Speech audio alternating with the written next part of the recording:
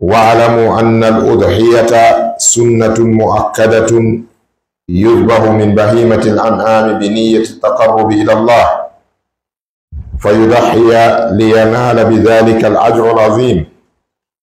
وذبح الأضحية عبادة تدل على تعظيم الله تعالى، وتدل على إحياء شائرة أمر الله عز وجل بتعظيمها. قال الله عز وجل: ذلك ومن يعظم شعائر الله فإنها من تقوى القلوب. والسنة في الأضحية لمن أرادها أن يمسك عن الأخذ من شعره وظفره منذ دخول العشر إلى يوم الذبح، لقول النبي صلى الله عليه وسلم: إذا رأيتم هلال ذي الحجة وأراد أحدكم أن يضحي فليمسك عن شعره وأظفاره. رواه مسلم. عباد الله، للأضحية وقت محدد لا تنفع قبله ولا بعده، ووقتها من فراغ صلاة العيد إلى مغيب شمس ليلة 13، فتكون الأيام 4، هي يوم العيد و3 أيام بعد. فمن ضحى في هذه المدة ليلا أو نهارا فأضحيته صحيحة من حيث الوقت. ويشترط في الأضحية أن تكون من بهيمة الأنعام، وهي الإبل والبقر والغنم، فمن ضحى بشيء غير هذه لم تقبل منه. الحمد لله إن يتي الله تبارك وتعالى إن جرني مكانكو الله مؤجر بميري ورغل إن جلبه o neminiri en kaɗo dina, o neminiri en sa'iji tedduɗi, ino jeeya e ɗin sa'iji tedduɗi ɗiɗo ñalɗi 10 donkin. Nelaaɗo sallallahu alayhi wa sallam ɓe maaki ala gollal moƴƴungal golletengal e fewnuka ngal golla ha hewti gollangal e 10 donkin. Ɓe maaki ñalɗi ala ɗi goɗɗo gollata gollal moƴƴal e muɗum ha hewti 10 donkin. Ɗum woni ayyamu ashri dhil hijja, 10 ñalɗe 10 donkin arane ɗe ɗo. Aray hande ko ɓuri jaalade kon ashhar, ko ɓuri lollude ko jaali ko lima kon hande ko 2. ɗeɗo 10 donkin Allahu tabaraka wa ta'ala no yewti fi majji ka suratul fajri, o wi wal fajri wa layalin ashr. O wi mi woniri peeral fajri ngal, ma sa'i fajri on, ma waktu fajri on, ma julde fajri nen. O wi mi wondiri kadi ñalɗi ɗin 10. Karamo ko ɓen a 98% ɓe firi wala yalin ashrin on wonde ko ɗeɗo 10 donkin. En toriki Allahu tabaraka wa ta'ala yalla ukko en golle moƴƴe e nder majje. Aray ɗeɗo ñalɗi 10 donkin ɗo ko ñalɗi ɗi anndanɗa hoore ma dewe ɗen hino sowe mawnine baraji muɗum e majji.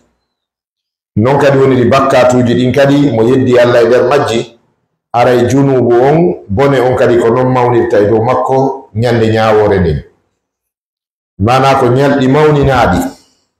Nelaaɗo sallallahu alayhi wa sallam e hadis mo Imam Ahmad filli ka musnad ɓe maaki wonde ma min ayyamin a'zamu inda Allahi min ayyami asri dhil hijja. Ɓe maaki ala e ñalɗi mawnuɗi ka Allahu tabaraka wa ta'ala ha hewti ñalɗi 10 donkin ɗin. Karama ko ɓe wi'i ɗum no tindini mawnugol baraji ɗin wonande ɗaɓɓuɗo moƴƴere walla ɗaɓɓuɗo baraji e nder 10 donkin. Ɗum no tindina kadi mawnugol bakkatu kadi yedduɗo Allah e nder 10 donkin. Ko ɗum waɗi golliji moƴƴi no woodi waɗeteɗi ka 10 donkin ɗo, eno hanani en tant que julɓe yacco e majji. Eno jeeya e majji horugol balɗe ɗen 10 wonande taganaɗo, marɗo cellal, hunnanowo horugol gila ñande 1 ha ñande 9 on. Ñande 10 on ko iidi, horetake ñande iidi. Donkin kañum iidi mum on ko ñande 10. nelaɗo sallallahu alaihi wasallam ɓe maki la yasumanna ahdukum yawma al-eid fa innahu yawmu aklin wa shurbin wa farahin wa dhikrillah. Nelaɗo ɓe jamɓe kisewne mum maki ta goɗɗo mum horude ñande iidi. Ñande iidi ko ñalande ñamugol e yarugol e weltagol e jantagol Allah. Ko ñalande ñamugol e yarugol e weltodirangol welto janto inde Allah tabaraka wa taala jokka en ɗan. Joni gila ñande go donkin on ha ñande jeenayi on horugol ngol no wondi e baraji mawɗi mawɗi mawɗi. Sabu mawningol ko Allah mawnini kon ɗum no wona seede kulol ɓernde Allah neɗɗo on. En jangi ayeje ɗen joni ka nder nususuji khutba on. Allahu tabaraka wa taala wi wa man yu'azzim sha'aira Allahi fa innaha min taqwa al-qulub. Kala mawninɗo mandeji Allah ɗin, kala mawninɗo ɗin ɗi Allah mawnini, kala mawninɗo teddinaɗi Allah ɗin, fa innaha on mawningol makko kon ko Allah teddini ɗon min taqwa al-qulub ko jeeya ɗum e tindinayi ɗum kulol ɓernde makko. Bimana si Allah hittini fi hunde a mawnini fi mayre ko seede iɗa hula Allah. Si Allah teddini hunde a mawnini fi mayre ko seede iɗa mawnini Allah. Ɗum noon kala mawninɗo Allah o hulaymo, kala hulɗo Allah o malama. Imam meɗen Malik ɓe maki ko wiyete kulol Allah ko waɗugol ɗi Allah yamire ɗin acca ɗi o haɗi ɗin. Fi'lul ma'murat wa tarkul manhiyat. En turki Allah yalla waɗo huloɓe mo. Sabu malangal yawmal qiyama ko wodani ko huloɓe Allah ɓen. Allah yetike ka alqur'ana goto natari aljanna sina sabu hulugol mo. Tilkal jannatu nurisuha min ibadina man kana taqiya. Allah wi on aljanna mo nanɗon no wole fi muɗum meɗen ronina mo ɓen jiyaɓe amen laatiɓe maɓɓe ko huloɓe Allah. O wi innal muttaqina fi jannatin wa na'im. Huloɓe Allah ɓen ɓe natoye ka aljannaji e nemaji Allah ɗin. O wi e aya goo innal muttaqina fi jannatin wa nahar fi maq'adi sidqin inda malikin muqtadir. Ɓeɗo huloɓe Allah ɓe wonoye e nder aljannaji ɗin, ɓe wona e calluɗi aljannaji ɗin, ɓe wona kadi ɓe tummodira kadi e batirɗe tedduɗe ka Allahu tabaraka wa taala ɓe ittidira wula. O Allah wawuɗo timmuɗo mo timminaka, wawuɗo mo wallitaka. Ɗum woni azizin muqtadir. Joni haray ko yen yacco fi ɗaɓɓitugol ko honɗum tindinta wonde e woni huloɓe Allah. Heɓe ndeɗo moƴƴere o wurugol ka aduna ɗo hay si tampi ɗo si maayi fof to yo ɓawo mayde. Yo Allah noon dandu goɗɗo o tampude aduna ko wonɗen tampude ɗo tampide e aduna, yilto kadi naado e yiite kadi fuɗɗito tampere ba. Yo Allah dambe ɗum. Haray du lewru donkin Allah no waɗi gundoji, Allah no waɗi piiji mawnuɗi e mayro. Eno jeeya e muɗum mawnugol ɗiɗo ñalɗi 10. No jeeya ko ɗiɗo mawninirte no hollirɗe ni o heɓuɗo feere woyo horu ñalɗi ɗin. O janto inde Allah ko heewi, o heɓa naafe ɗuɗuɗe nder jemma on, o heɓa ko jangi qur'ana ko heewi, o heɓa kadi sadakaji mawnuɗi waɗaɗi. Nani 10 donki on no mawninire ɗiɗo horugol ɗe e juulugol jemma, salatul layli, qiyamul layli, salatu tahajjud, immo jemma naafa gila darɗe 2 ha darɗe 11. Janto inde Allah ko heewi e nder ñallal ngal tentini jantorgol Allah ko wiyete kon haylilago la ilaha illallah. Jantoro Allah mawningol mo ko wiyete kon Allahu akbar. Jantoro mo kadi honɗum ko wiyete kon tahmid, yettugol mo Allahu akbar la ilaha illallah wallahu akbar walillahi alhamd. On tigi ɗuɗɗina ɗum ɗo e nder ɗi ñalɗi 10 ɗo. On tigi wakkilo kadi si tawi wawawi horude ɗeɗo 9 fuu, on tigi wakkilo o hora ñande arafa dara. Ñande arafa dara non wona ya wi'u iɗa limude ha ñande 9.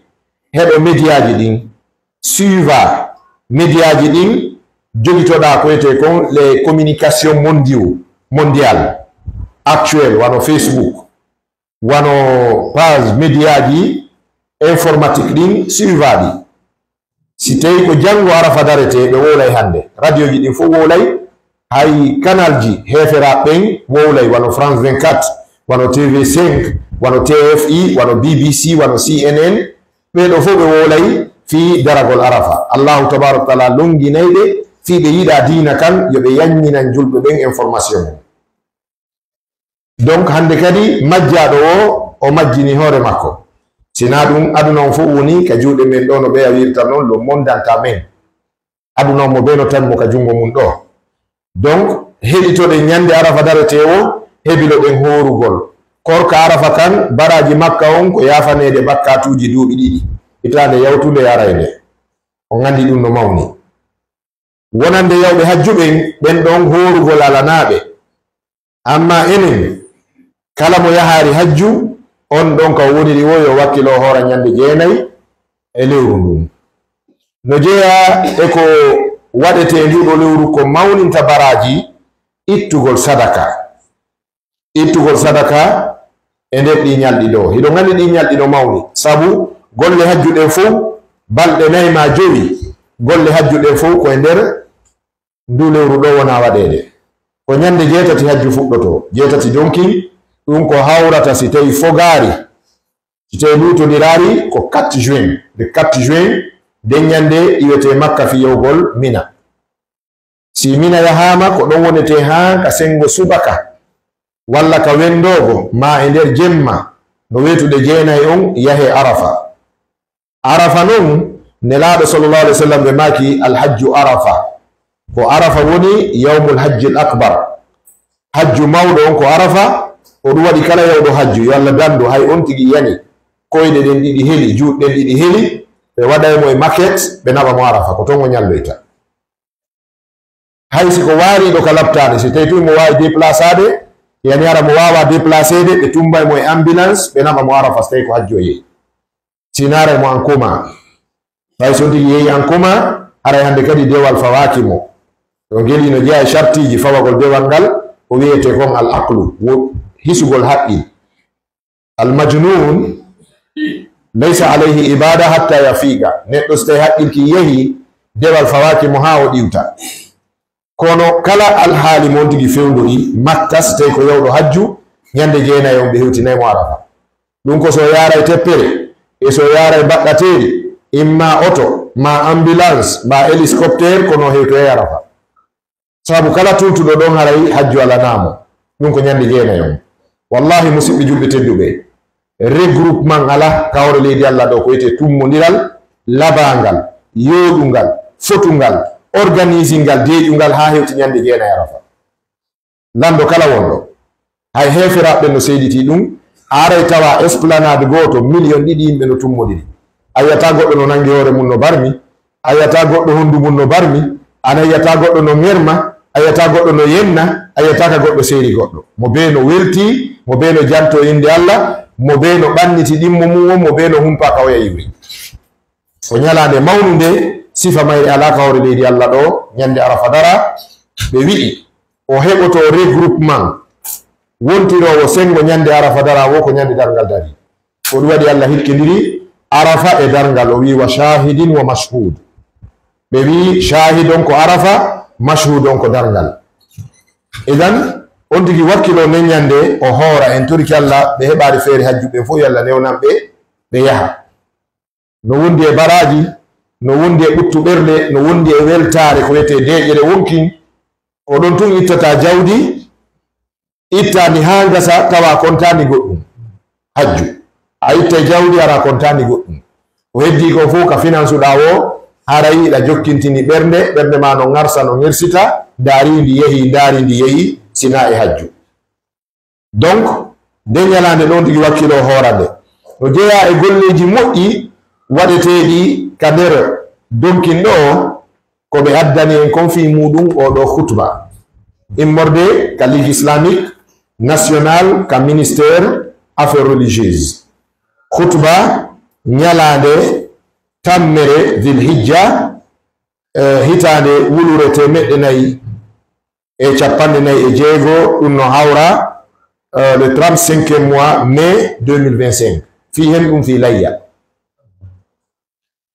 on kono si fi layya no wolede buy e yimɓe ko ɗum tambinta ɓe haqqil maɓɓe yaha e marɓe ɓen layya muudo hajju cellal ɓandu suudu ka hoɗe ɗiɗo ko dokkal Allah ko humodira e maral malite moƴƴa no woodi marɓe jawle hanta jawle ɗen no hibbude ila ɓaawo maɓɓe tawa ɓe ronkuka ɓe naata suudu ɓe ala tawa miskino ɓurɗo tampude on e karti o jindo o ɗaɓɓa se heɓay ka dowma tawa kaka galle makko woni ɗum ko dokkal Allah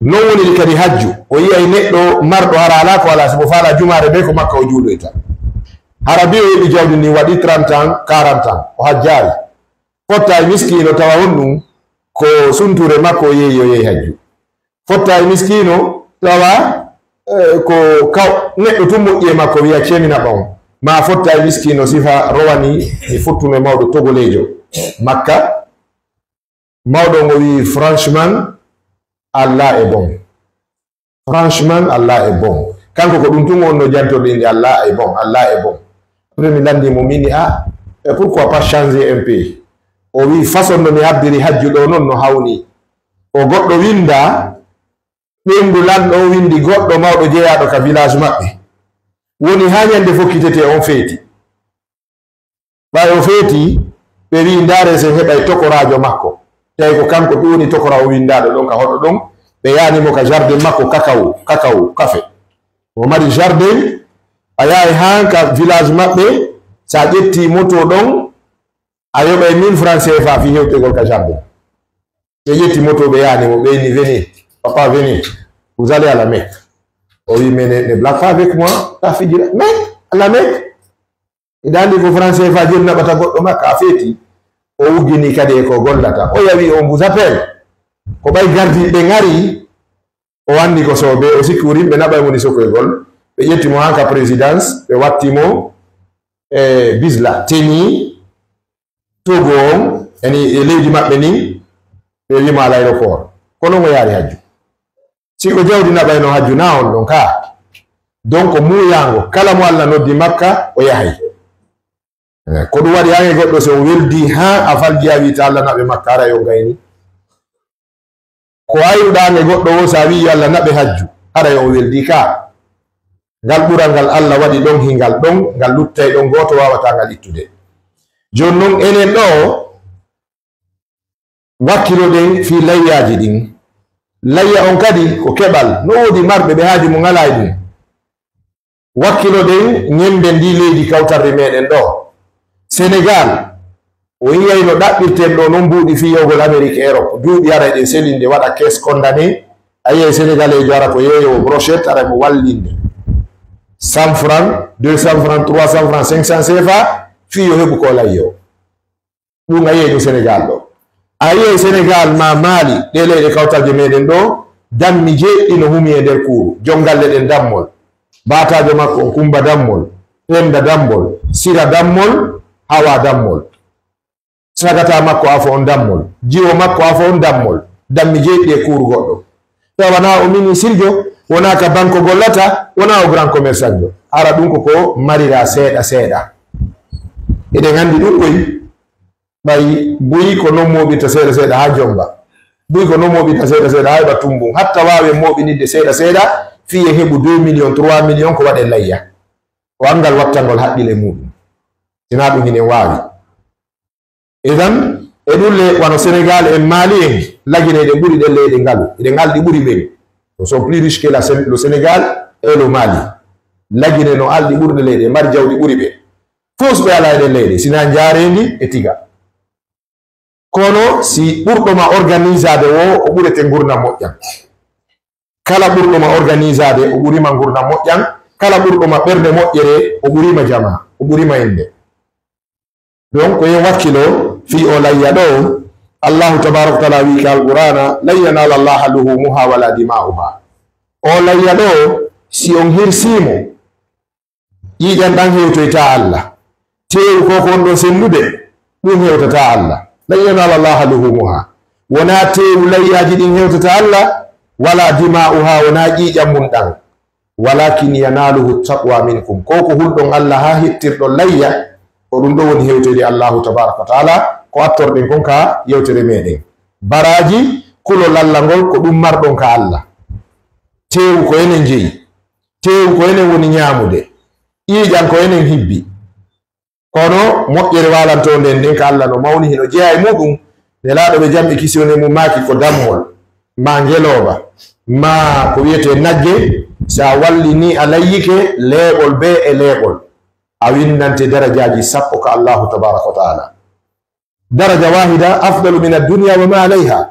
Ibn Abbas ɓe maki ñande goo ko wiyete daraja kon degré ka Allah, grade goto ka Allah no ɓuri aduna e ko newre aduna fof. Joni noon leeɓol be e leeɓol layya ma on ina mari darajaji 10 ka Allahu tabaraka wa taala. Ɓe maki kadi si tawi laɓiki ñiɓama, dande nen taƴama, cintun ƴiƴan adoto kun sintude kun kun memata leydi sina haray moƴƴere ma nden walike ka Allah, Allah windima malaɗo. ɗon ɗum ɗo fof no nder ko wiyete layya on kon. oɗo waɗi ɓe wi jeeyaɓe Allah koye huɗo Allah sine nde ɗo yamirore Allahu tabaraka wa taala. anden non wonde oɗo layya ko sunna tentinaɗo. si wiyama sunna muakkada ko sunna wawɗo a farilla, bimana so tawi a heɓi feere waɗugol mo a waɗari a kontete on ɗum jom bakkatu, jom bone, a kontete ka Allah de bonɗo. mo heɓi ko waɗa layya o waɗari, Allah winday mo marka mo ka makko guddo, wuddanɗo hoore mum moƴƴere, wuddani ɓengure mum nden tewu, wuddani jama mum on, wuddani hoore mum yurmede Allah. sunna mo akkada ɓe wi layya on kaka mummunteji hirsete, gerto tawaka gerto tawaka ton ko dammi ɗin e nayi ɗin e geloɗi ɗin, dammi ɗin noon ko beyi ɗin e baali ɗin.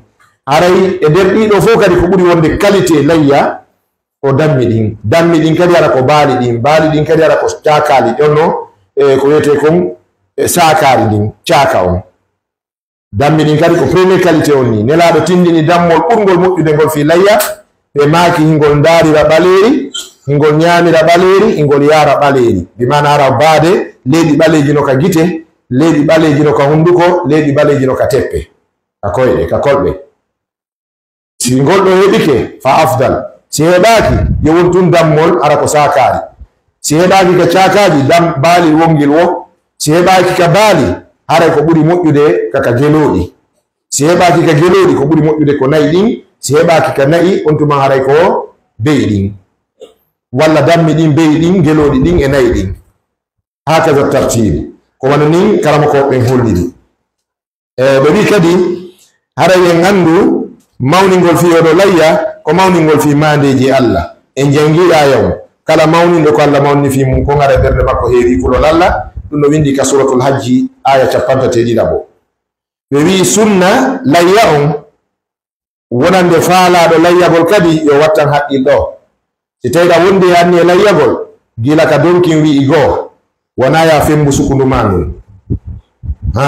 man arada an yulahiya falyahzar ala an yumsika an yamsika anil akhzi min sha'rihi wa dhufrihi. si tawiɗa fiɗi anni e fi layyagol gila ka donkin on dari ɗo wona ya fembu sukundu, wona ya mekko, wona ya taƴi sukundu, wona ya herño peɗal ɗi, wona ya ittu feɗago ha ñande layyiɗa. on tuma noon waɗa ɗiɗo, sabu nelaɗo ɓe jamɓe kisone mum maki so yi'i lewru donkindum eɗon faala goɗɗo mon no faala layyagol falyumsik an sha'rihi wa azfarihi, hara yontigi nanto e ittugo sukundum e peɗali makko ɗin. ɓe wi sa'i ko layya on ittete kon kadi ɗen duwa andude ɗum. sa'i layya on ko balɗe nayi. lil udhiyati waqtun muhaddadun la tanfau qablahu wala ba'dahu. si a hetti layya aɗo ɗi balɗe nayi ɗo arayna layya a heɓi tewu ko ñama tun ɗum si tasa yoro ka busiri soɗɗa.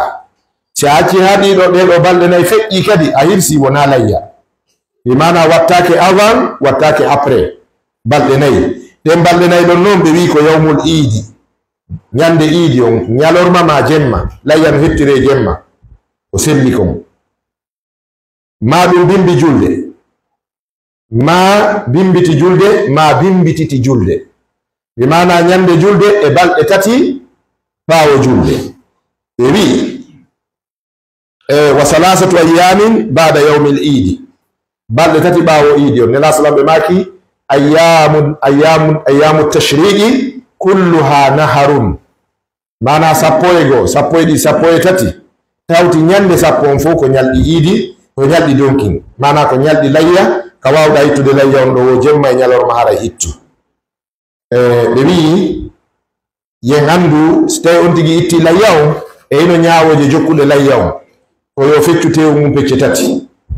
Feccere ndeya kanko layyi ɗon e ɓengure mum nden, feccere ndeya tawaɓe ɗon ha layya ɓen kawtal ngal, wano ɓe buuseɓe layyotoɓe hirsoɓe layya ɓen, kuttirɗi ala kuttirɗi no harme layya, ko yo yoɓe buuɗi o okkore tewu ma o halde e nder tewu ɗum ko ɗum ɗo woni joddi ma ndin. Si tawi buuɗi ala ko yoɓe, kuttirɗi ala e layya no harmi fiw, ɗum kadi buuseɓe ɓen anda ɗum. Koyo tewu mum fof moɓe nokku gotu ngu fecce pecce tati. Si ngu feccama pecce tati, nde a feccere naade ka suudu, nde a feccere tawaɓe kawtal, nde a feccere si on tigi no mari neldeteɓe wano esiraɓe mum ɓen, karamakoɓe mum ɓen, nawnuɓe mum woɗɗitiɓe nelda ɓe tewu o ɗe pecce tati. Si tawi ko dammol ko aaden goto, si tawi ko nagge yimɓe jeeɗɗo no wawi kafude nagge, gila ɗiɗo ha jeeɗɗo no wawi kafude nagge. Kono si jowo kafi nagge, nagge nge hirsama huttama tewu ko waɗi nokku gotum ɓe fecca pecce joyi, mo be hen ɗo feccere mum nden fecca pecce tati. Wona ɓe feccuɓe pecce tati je ɓe sendita, ɓe fecca woni pecce joyi fotayɗe ter, maasi ɓe ɓurdininaray toon saabu yani ɓurgol buuɗi o ngellala ɗum ko fottago maɓɓe, kono ko ɓuri moƴƴude ko ɓe fotu ter. Si ɓe foti ter on tuman noon mo be fecca feccere mum nden pecce tati warra no sharia wiri noon, nde a feccere ka nder suudu, nde a feccere tawaɓe kawtal, nde a feccere neldeteɓe. Layya kadi suuɗetake few wano warrete lagine ɗo noon. Mo faami fayi ko ɗo yaka nagge ukka e nder saako, mana nge waɗa bas, nge sudda ha nge naati ka nder kuur, nge addira jemma kuuro waɗa bogoro, kamɓe nayo soduɓe nagge ngen ɓe sendiner toon ɓe waɗe botoji mo ɓe yaari ka mum, ɓeɗo na layya waɗi, o ɓengure maɓɓe ɓe sodani tewu. Siko yondi geɓu baraji layya on ko be o waɗa ɗe ɗo pecce tati wiyaɗen, haray ko wano nin layya on sendirte. Layya on kadi to sella ka goɗɗo toro, yandi si on layyike okkorelan komi walli toro bimbi julde, mo tore ko woni ñawletake. Tewu layya on no tore kono ñawletake ko sodirte kon. Sinara on tigi no wallini ɗi mi tari saabi an on ka buɗɗi wonɗo joni jonnelan ɗo dammol ngol haaɓi bonno yalaka on, ɗon hino wawi sellude, kono ko wona ɗum ɗon sellata. Naafi ka wujje, mo wujji layyike ara yoɓina mbara, donc wattangol haqqille sifa ɗin piiji ɗon. E hejjen kadi ñalande julde nden ko ñalande welo welo, yimɓe ɓen kafa ñameteji, ɓe kafa jaramji, ɓe bata, ɓe yewta yewtereji programme ji moƴƴuɗi addanayɗi ɓe baraji, ɓe woɗɗina ñoore e baddi, ɓe janto inde Allah, ɓe juula waktuji ɗin, ɓe mawnina Allah, ɗum woni kabbirali ɗin gila ñande iidi on ha ñande alansara ɗimmere nden. Woni karama ko ɓen holliri fiwota on tigi faɗu moƴƴere ko heɓoto kon e nder ñalɗi ɗi, wonande enen wonɓe ga ɓen, wonande yewɓe hajju ɓen ko golle hajju ɗen gollata e nder majji. aqulu ma tasma'un.